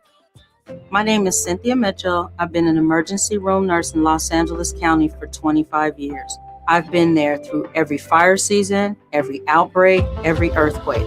Every time Los Angeles needed us, the doctors and nurses of Los Angeles County showed up. And right now, I'm seeing another disaster coming. Trump's cuts to Los Angeles County's healthcare system are a public health crisis in the making. Medi-Cal, public hospitals, disaster preparedness are all at risk, but we can stop it. Measure ER fights back against these cuts. For a half a penny, we keep emergency rooms open, care within reach for working families, and doctors and nurses serving the communities we love. When you vote yes on Measure ER, you're not just voting for healthcare, you're voting for LA. Vote yes on Measure ER by June 2nd. Ad paid for by Yes on ER, Restore Healthcare for Angelenos, sponsored by St. John's Community Health and Health Justice Action Fund. Ad committee top funder, St. John's Community Health. Lots of places can expose you to identity theft. Oh no. That's why LifeLock monitors hundreds of millions of data points a second for threats to your identity, which is way more than anyone can do on their own. If we find anything suspicious, like new loans or changes to your financial accounts, we alert you right away, all through text, phone, email, or the LifeLock app. Get the alerts that could make all the difference. Save up to 40% your first year with promo code NEWS at LifeLock.com. Terms apply. There's a lot of uncertainty in the world right now. Things are changing fast and no one knows what comes next. Times like these make you realize just how important it is to be prepared. That's where My Patriot Supply comes in. They're America's #1 most trusted resource for survival food, solar power, water filtration systems, and more. Go to preparewithamerica.com to unlock a special offer that'll help you get ready for whatever comes our way. Go to preparewithamerica.com to see the special offer right now. That's preparewithamerica.com. You're listening to Jesse Jackson Jr. on KBLA Talk 1580. The Jesse Jackson Jr. Show. The Jesse Jackson Jr. Show. The Jesse Jackson Jr. Show. The Jesse Jackson Jr. Show. King Volley, drop the beat. Come on and talk with me. Come on and listen to the need. Come on and talk with me. Come on and listen to the need. KBLA Talk 1580. Download the app. I'm Jesse Jackson Jr. Welcome forward to the Jesse Jackson Jr. Show. Tomorrow, we'll be on the grind with Barbara Arnwine, who's crisscrossing the United States and will bring us up-to-date civil rights and human rights concerns that are in the news and that our organizations are all involved in. In this hour, however, John Diggles has trailblazed notable first at Ascent Strategy Group. It is the first public relations agency built to power healthcare's digital transformation. His mission is to advance health equity. He works at the intersection of innovation, regulation, and reputation. His skilled strategists and writers are shaping dynamic brand narratives, fostering connections across medical professional and patient audiences, and developing the first communications protocols for health artificial intelligence. John, welcome forward to the Jesse Jackson Jr. Show. And Dr. Donna Adams Pickett, a renowned OBGYN, is transforming the way women approach their reproductive health. With decades of experience, Dr. Adams Pickett is passionate about educating women on the importance of prioritizing their wellness. Her holistic approach ensures her patients feel empowered to make informed decisions about their health, fostering confidence at every stage of life. Dr. Adams Pickett, welcome forward to the Jesse Jackson Jr. Show. Thank you again for having me. Dr. Adams Pickett, when I was in Congress, we had to be data-driven when we made appropriations and budgetary requests of various administrations to ensure that these disparities and these health equity outcomes issues were addressed. We didn't just show up saying we're dying at X number of times the rate as white folks or white women. We had to show up with the data. The data showed that we were not producing enough Dr. Adams Picketts. The data shows that Dr. Adams Pickett, when she graduates from medical school, is likely to end up in Augusta, Georgia, in the Black community. The data shows that Hispanic doctors end up in Hispanic communities and that Patients themselves feel most comfortable around people from their own ethnic groups. And therefore, Black women end up in front of Black female doctors whom they trust with their bodies, whose stories they hear and understand, and decisions that they make. But Dr. Adams Pickett, there is an assault on the creation of the decades of scholarship and science that it took to create one Dr. Donna Adams Pickett. My question for you is it possible to address these issues without more people just like you that have been created from Meharry and Morehouse and Howard and the other medical school, the Drew, I guess it is, that produce primarily African-American physicians? Dr. Adams Pickett? It is possible, but let's look at probability. Our numbers have dropped from about only 8.4% of all medical students being Black, now down to 5.7%. And now, because most of us don't have generational wealth, so we actually have to take out loans to go to medical school. And now the cap on borrowing is at $200,000. For most medical schools, that's not even going to cover about 2 years worth of matriculation and living expenses. So unless there is a funding source to actually support us going to medical school, it's going to become more problematic.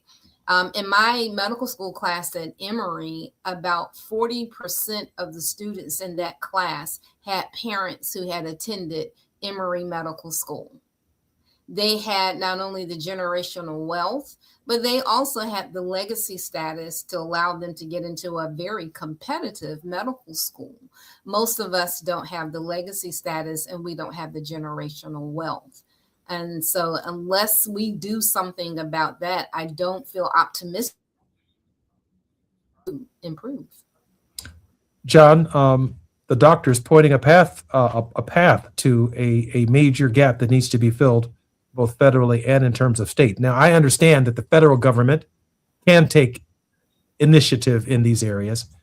But for example, in the state of Illinois, the state of California, the state of New York, the state of Georgia, these state legislatures could also advance legislation at the state level for schools that are funded by the states, particularly medical schools, to provide opportunities for these physicians. John Diggles? We have to be much more proactive in our education system and address this debt. It is a huge issue. There are so many doctors, medical professionals leaving the profession, doctors, nurses, specialists, and there are not enough medical students to replace those positions. There's 100 million Americans right now that do not have access to a primary care doctor. And so those are things that come into when you see crisis levels like maternal care, you could trace them back to these broader issues of shortages. And I'll tell you something else that we need to talk about a lot more.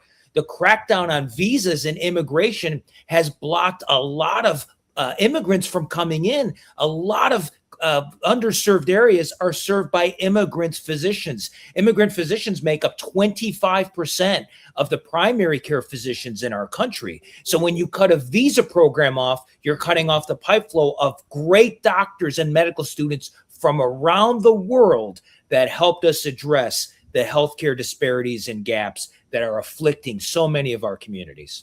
John, I would add, and I'm sure Dr. Donna Adams Pickett would agree with me, that not only does the visa program impact maternal care, but this idea that new women entering into the medical space, they come in the door on day one with the suspicion that they are not qualified and do not belong there because of the attack on diversity, equity, and inclusion at the domestic level, with That's exactly right. medical schools themselves holding a standard that essentially discriminates against them on the basis of the fact that they are obviously superior just to be equal. Dr. Donna Adams Pickett didn't just show up at medical school. She had to be superior to all of the men in order to get the slot in the medical school that she was afforded. Dr. Adams-Pickett, your thoughts on how you're being treated in this environment? I'm so glad that you brought that up, Jesse, because it extends itself when we're in the hospitals attempting to advocate for our patients. When we are, saying we need our patient to be taken to the OR sooner, we are questioned. We actually have to usually do almost like a mini medical school for the nurses and the staff as to why we're making the decisions that we're making that you don't see with other ethnicities. And when we are very forceful and we are adamant in advocating for our patients, then we fall into those stereotypes of the angry Black female, the aggressive Black male. And again, when you start talking about DEI, not only does it affect exposure to other ethnicities in terms of what we know and what we can do, it affects how they interact with us. If they've never been in a community of Black people and know that we talk with our hands and that we're very matter of fact, and the only thing they know is the buffoonery that they've been exposed to in media or on reality TV shows, then they don't take us seriously.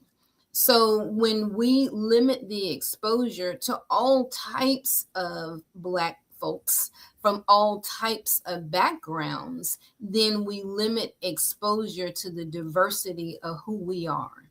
I find that particularly concerning because, Doc, let me ask you this personal question. How many years did it take to make one of you?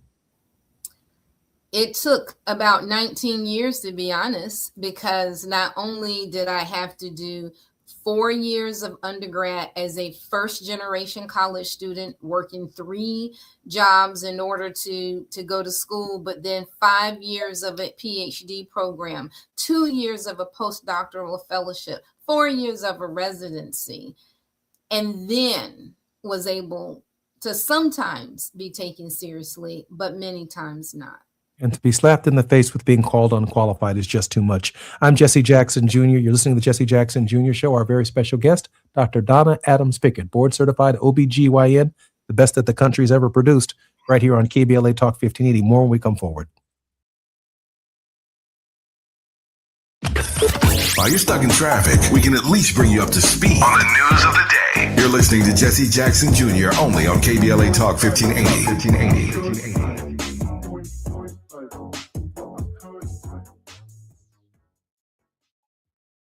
Hi, I'm Fred Martin, founder of Compton Kids Club. I just want to talk about the authenticity and tell y'all about my homeboy, Tom Steyer. Tom is a rock star. When I met him, Tom gave a grant to schools in San Francisco. All the kids were on probation. We were flying instructors for 2 years to come and help those kids doing performing arts and turning their life around. Some of the kids that he supported, they've graduated from UCLA. Let's fast forward. Tom is in schools in Compton, hanging out with the kids in the piano classes. Brother Tom Steyer hangs out in the studio with us.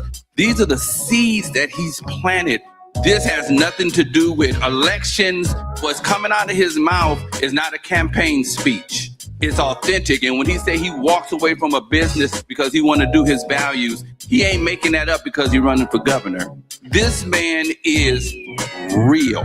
Ad paid for by Steyer for Governor 2026. You better work. She's rooted in culture and rising in power. Los Angeles City Council member Karen D. Price Jr. invites you to the District 9 Women's Leadership Summit, a powerful gathering celebrating the women who shape our communities. Join us Sunday, May 3rd from 1 to 6 p.m. Registration is open now, but space is limited. District 9 residents receive special priority. This event is free. Call 323-846-2651 to reserve your spot. That's 323-846-2651. Be rooted, be powerful, be there. Getting around LA doesn't have to cost a lot. Metro has fares that fit every budget. 20 free rides for qualified riders through the Life Fare program. Free passes for students with GoPass and affordable options for everyone in between. Wherever you're going, Metro's got you covered. Visit metro.net/fare programs. Introducing Home Care Plus, a new subscription service from Lowe's that helps make life easier by giving members a hand with home maintenance. Let Lowe's tackle the tasks you keep meaning to do, like electric dryer vent cleaning, replacing hard-to-reach light bulbs, and more. Subscribe to Home Care Plus for just $99 a year and consider your to-do list done. Members get more at Lowe's. Available in select zip codes only. Cancel anytime. Non-refundable fee. Product purchase required. Terms and service restrictions apply. Details at lowes.com/terms. Subject to change. What is it, boy? Someone need help? Someone in trouble? Oh, okay. So you just want me to get Progressive Auto Insurance because their collision coverage covers up to $1,000 in vet bills if you're injured in an accident? That's it? Okay, calm down. Let's not resort to name calling. Progressive's collision coverage helps pay for care for your pet when they're in the car during an accident. No, you're right. Sorry, I shouldn't have said calm down. Progressive Casualty Insurance Company and Affiliates. Coverage included with purchase of collision coverage and subject to policy terms. Hey there, Los Angeles. This is James Lucky Jr., publisher and editor of Los Angeles News Observer.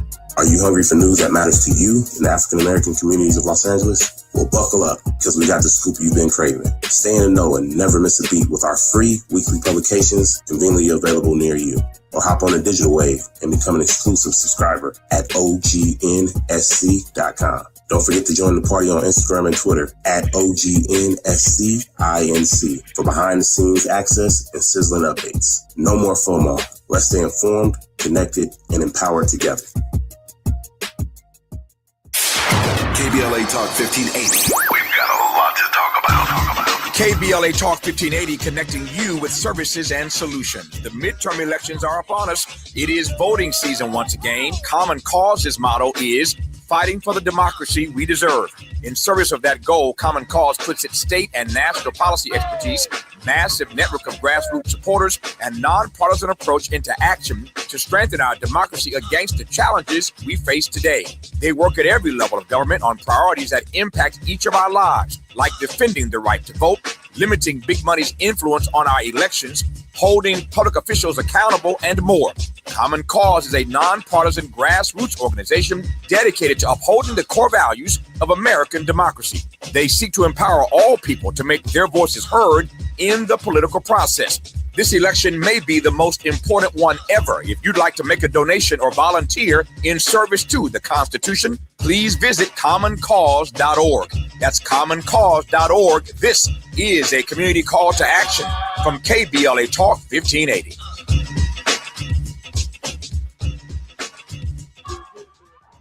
My son loves to fly kites, but my active psoriatic arthritis can sometimes hold me back.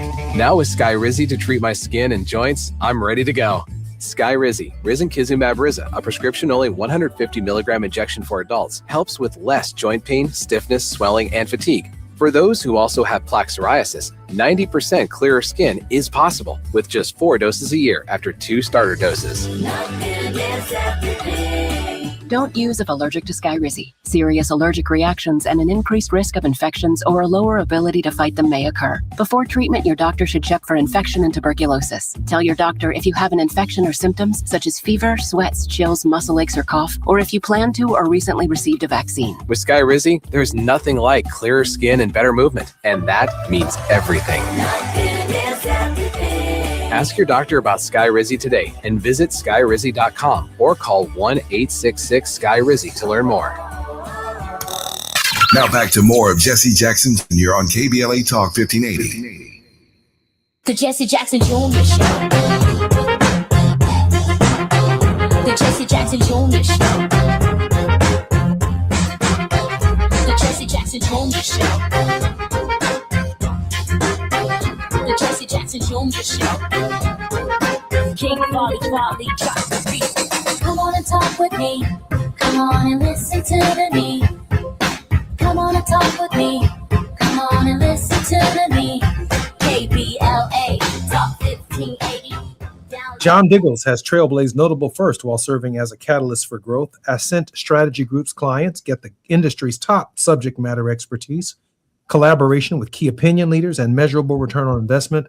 His Digital Health IQ tool leverages a proprietary AI-supported communications algorithm that gauges medical professional perspectives and patient insights with clinical research to promote adoption of AI, telemedicine, remote patient monitoring, quantum computing, medical robots, and other offerings.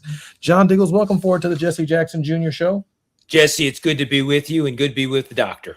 Listen, with that right there bio, though, I mean, wow. You don't have a need for employees anymore. I mean, wow. We'll have that offline conversation. Very special guest also is Dr. Donna Adams Pickett. That's medical, not philosophical, but she's also got a PhD. I learned that today, medical and philosophical.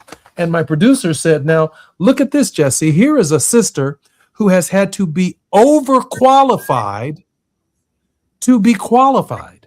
So imagine having both a PhD and an MD and being insulted by a nurse or some other healthcare provider when you make a decision in a hospital. And there's not a single Black woman, Black male doctors, Hispanic male doctor or woman who in this environment and the environments before Donald Trump showed up, if we're honest, are not questioned about their credentials to do their service. And yet they keep us healthy. They keep our nation healthy. Dr. Donna Adams Pickett, welcome forward to the Jesse Jackson Jr. Show. So grateful you're here. Good to be here for you and John. I'm loving the conversation. And we look forward to having you back many more times. Listen, I think I have one final question. The President of the United States, and I think both of you all can take a shot at this, and then maybe, John, if we can leave enough time for Dr. Adams Pickett to give us a word of hope, has proposed a $1.5 trillion budget for this fiscal year. And that comes at great costs to Medicare, Medicaid, and all of these programs, Doc, that you know are necessary to support your practice. The Bible says, obviously, that we should study war no more, and that we should really be investing in people's health. The federal government, and by definition, the very states that we live in, are heading in the opposite direction. This is a moral dilemma for our nation. Dr. Adams Pickett, your initial thoughts? Well, 35% of all deliveries are Medicaid deliveries. And so when we talk about not only protecting women during childbirth, but even, as John mentioned earlier, optimizing health before becoming pregnant. And if there's healthcare subsidies that are not affordable for most Americans, they don't have access to Medicaid and Medicare. The reality is people are going to die. We cannot be hopeful that things are just going to get better. And that is when we have to take things into our own hand and make a difference on our own in our communities.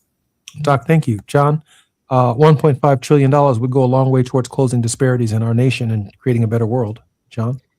I mean, it's very clear where the morality lies in this, right? 100 million Americans do not have access to a primary care physician.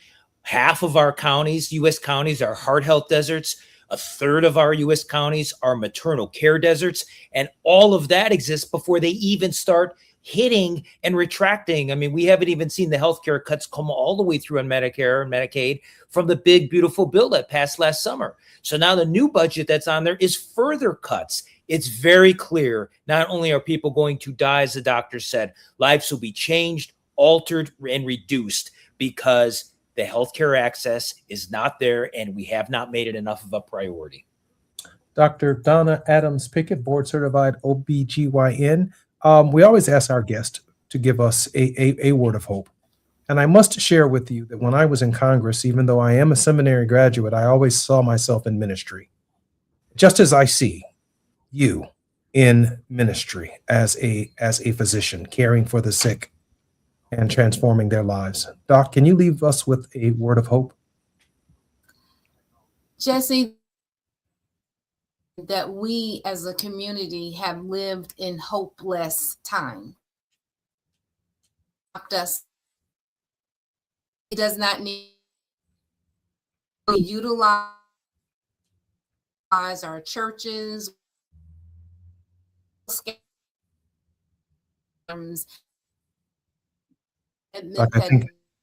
I think we're having a little bit of an intermittent signal, but definitely I'm going to have you back. John, a minute and a half. Can you give me a word of hope? Yeah, I like where the doctor was going with this. We have to look at our communities here, right? We cannot wait for it to be done with us and for us, right? we must have these conversations and give you a lot of credit for giving Moving Mountain Mondays, because that's what it's going to take. We have to move mountains on this conversation. We have to get more people to care. We have to get more men engaged in this conversation. We have to get women overall engaged in this conversation. And it has to be a higher healthcare conversation for care well before you conceive and well before after delivery. It really has to be about a revolutionary approach to the healthcare system. It's why the doctor went through 19 years of education to get where she is. It's why I started my company. There are people who see the change that needs to happen. Thank you, Jesse, for bringing us together to talk about it. I'm particularly honored, but I can tell you right now, the passion of Dr. Donna Adams Pickett is the kind of passion. I hate to take her out of the medical profession, but she's the kind of passion that you need on the floor of the Congress, the kind of passion that you need to educate members of state legislatures around the country. If you decide to do that, give me a call. I hate to take people out of the medical profession, but if she can direct us to more resources and help sensitize the insensitizable to the idea that care is necessary, we would be all the better off. Dr. Donna Adams Pickett, thank you for being our guest, and thank you, John.